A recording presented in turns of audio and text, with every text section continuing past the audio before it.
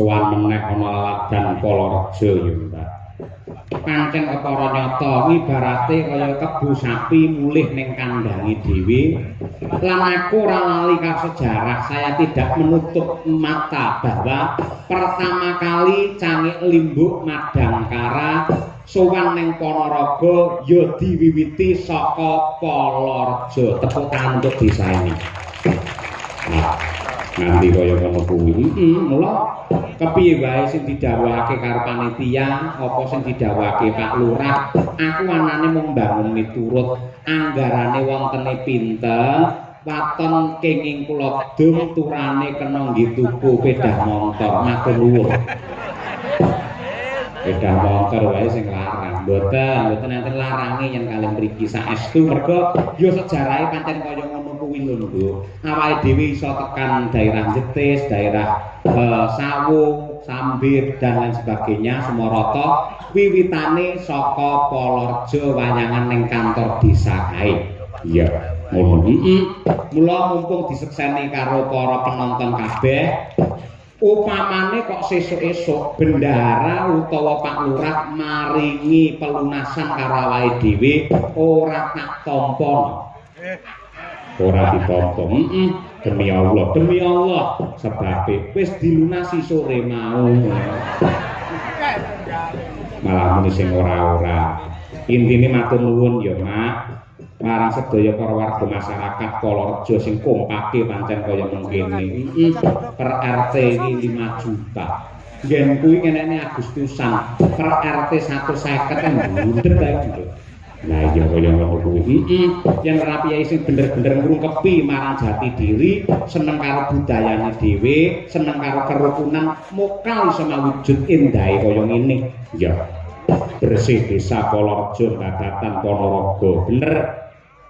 Iki mapan ana ing tanah kagungane pepunden kula almarhum Kiai Haji Fakuroji Tontowi. Ya sing mapan ana ing tamanan kene. Ngono kuwi mula awake dhewe matur nuwun diparingi papan sing bawira kaya mangkene. Nggih.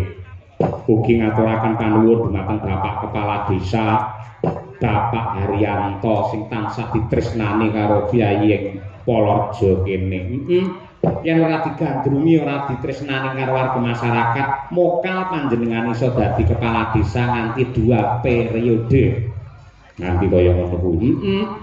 ngalor ngidul ngetan ngulon butuhe nyukupi kebutuhane desa nulungi marang wargane awan barang jam 12 mentang-mentang kedune leren yen pancen ana perkara mapan ana sawah utawa ngendi wae panjenengan ya budal iya tidak kenal lelah mergo kerep kesorotan srengenge moko jam 12 awan ya nuwun sewu nganti kulite nganti putihe kaya ngono sing putih penggalihe penggalihe resik mengabdikan diri kepada masyarakat hidupnya sepenuhnya untuk kesejahteraan dan kemuliaan warga masyarakat Polorejo yang tercinta ya ya uga ngaturke panuwun marang ketua panitia sapa no Pepunden kula Bapak Muhammad Muhaimin ugi kami tuwa ing tamanan mriki Pak Iwan Mahendra mboten kata lumpen ya ki Pak Muhyiddin panjenengane mantan sekdes ning tetep cancut gubregut lan uga dipangestoni karo Mbah Puri ya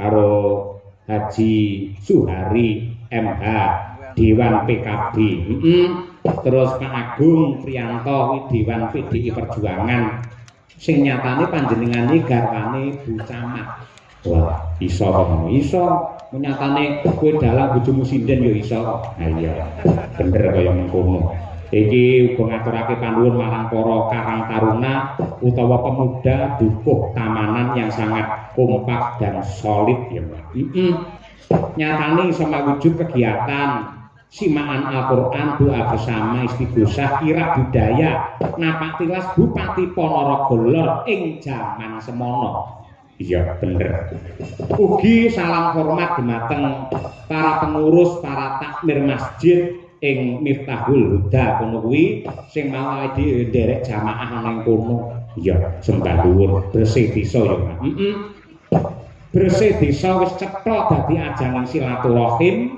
dadi papane wong sedekawan lan uga wujud syukur saka warga masyarakat Polorejo kunjuk marang Gusti ingkang nyipta jagat kejaba saka kuwi bersih desa kegiatan sing sipate nasional ora nyawang golongan sugih miskin nadyanto beda agama lan kepercayaan nanging wis manunggal tetunggalan melebur menjadi satu mergo kuwi hajate wong sak desa sing intisarine ndedonga bebarengan nyuwun marang purbane Gusti supaya desa kene lan wargane kabeh dipun paringi wilujeng sehat kuat berkah rejeki melimpah putra putrine soleh lan solekah ngono ya kaya ngono kuwi wong bersih desa kenapa kok kudu nanggap wayang kuwi jane dasare piye mergo tradisi iki tinggalane para mbah-mbah mumbiyen,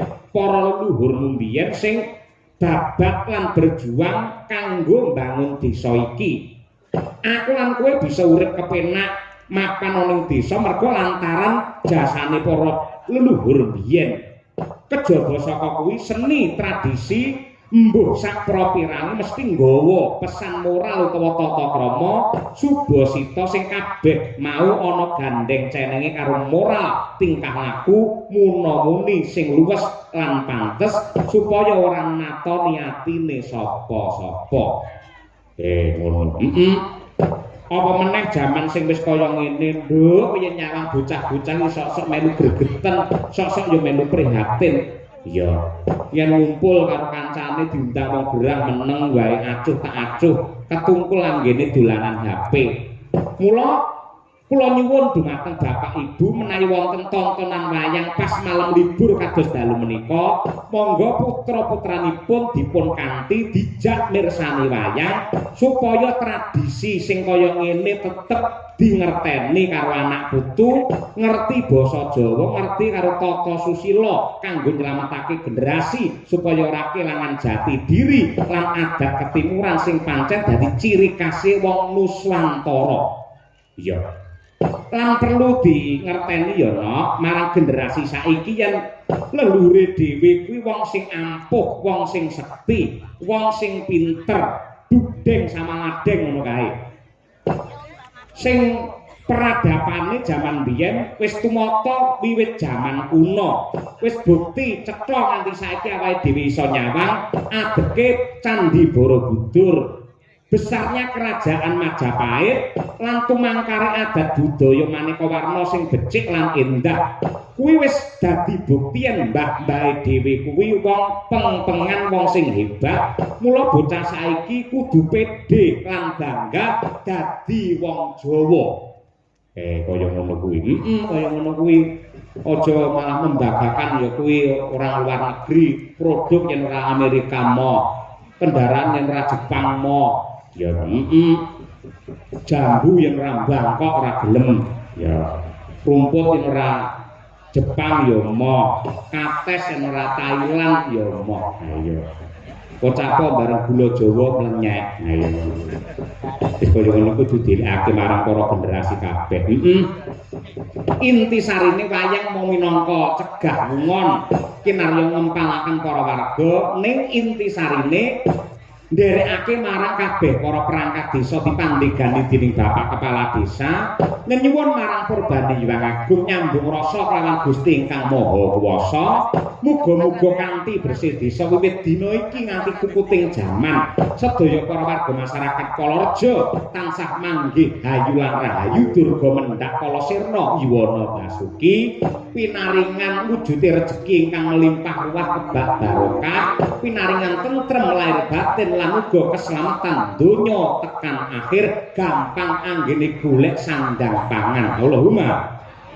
amin ya rabbal alamin kaya durung marem minangka salam pambuka yen urung krungu suarane sinden kesi ya Pak iki wiwit saka Bu Kesi sing alus-alus luwih dhisik mengko bar kowe ngaturi para bintang tamu ya Bu Kesi monggo kula casi wekdal kinten-kinten menawi event bersih desa wonten ing Kalareja ngeten iki pantese ngaturaken tembang napa